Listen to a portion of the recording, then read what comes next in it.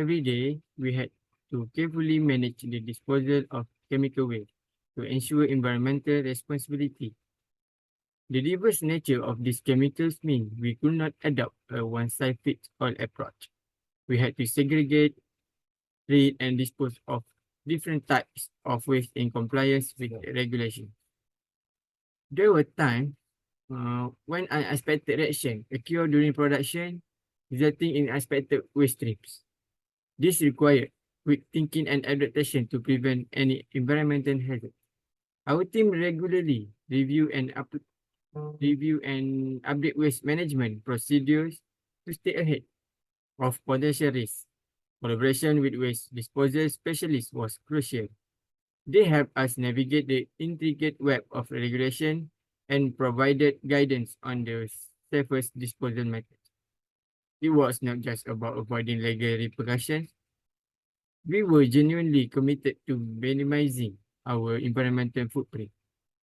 We implemented recycle initiatives wherever possible. Certain byproducts could be repurposed, reducing both waste and cost. This sustainability aspect align with our community values and contribute to a more circular approach to chemical management. People training was another key element. Everyone had to understand the importance of proper waste disposal and follow protocols rigorously.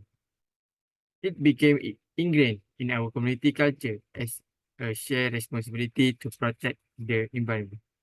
Though managing chemical waste presents continuous challenges, it was a testament to our dedication to sustainability by actively addressing the issues.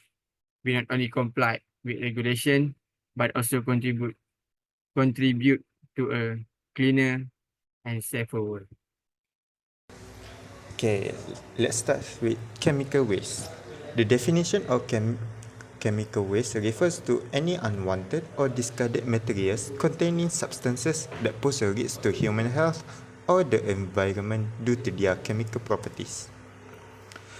Chemical wastes are divided into three different types, which are biohazard waste, radioactive waste, and e-waste. The first one, biohazard waste, for examples, biological materials, cultures, and microorganisms. They may contain infectious agents and require specialized disposals, and they are often come from the healthcare facilities. Next one is the radioactive waste, which are cesium, cobalt, iodine, and ionizing radiation. These types of waste emit radiation and require strict disposal regulations. They are often sourced from the laboratories.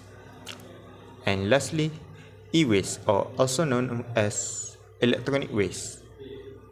These are, for examples, outdated electronic equipment, batteries, LCD TVs, and monitors. They contain hazardous materials and requires proper recycling.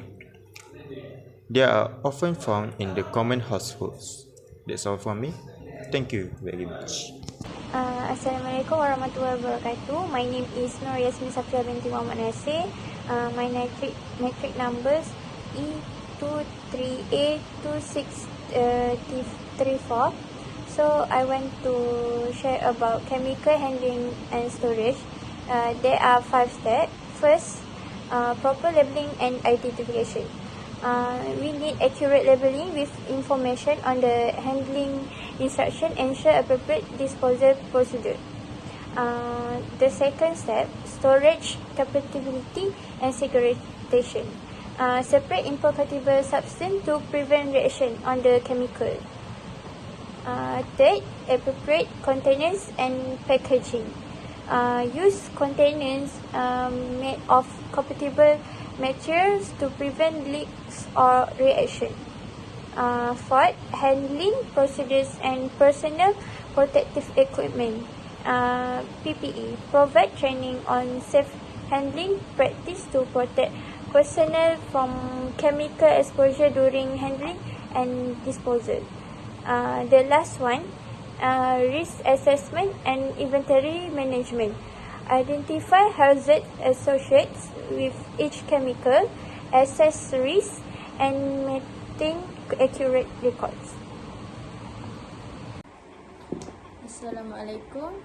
My name is Fani Adrina binti Azlan and my matrix number is E2382629. So I will continue with chemical segregation. So for the first method is hazard classes, which is we categorize chemical based on flammables, corrosives, oxidizers, toxics, and reactives. So for the second method is reference material and compatibility charts. It is to determine safe combinations and segregation practice. So for the third method is physical separation, which is we store chemicals in separate areas or use designed storage cabinets. The fourth method is separation of unused and waste chemicals. We need to keep unused or surplus chemicals separate from waste or expired chemicals earmarked for disposal. So for the last method is we need consultation and compliance to regulations. Consult with experts and adhere to regulatory guidelines to ensure safety. Hi and Assalamualaikum everyone. I am Hilman with matrix number E23A2609, going to continue this presentation with the topic of chemical waste transportation. First of all, I'm going to start with using professional transport service. Professional transport services possess expertise to transport waste safely and in compliance with regulations. They have utilized license and experience waste management companies or carriers for chemical waste transport. Next is about segregation and compatibility. Here, they do proper segregation based on compatibility, minimizing the risk of chemical reactions during transportations. Also enhancing safety. They segregate different types of chemical waste to prevent reactions. After that, I'm going to explain about proper packaging and containment. This step is important to ensure chemical waste is packed in containers that can withstand the chemical's properties, preventing leaks or spills during transportation. We use appropriate containers designed for chemical waste transportation.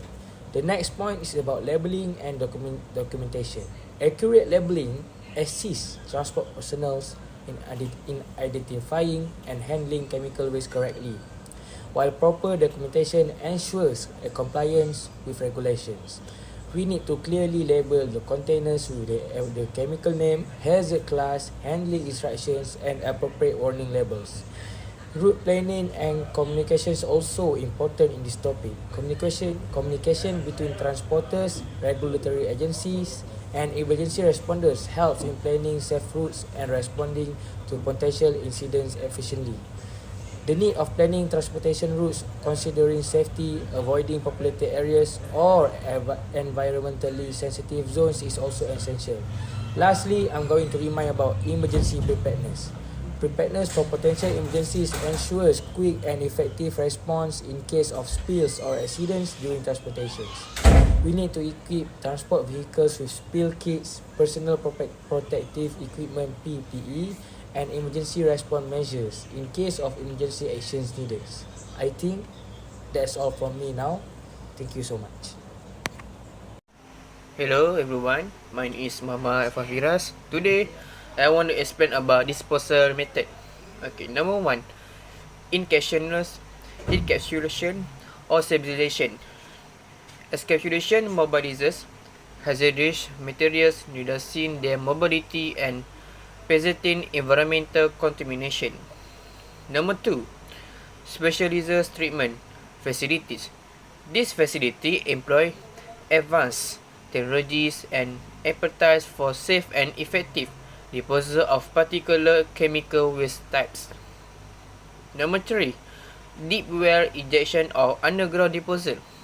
This method isolates hazardous waste from the environment deep underground, minimizing risk of contamination. Number 4, secure landfill disposal.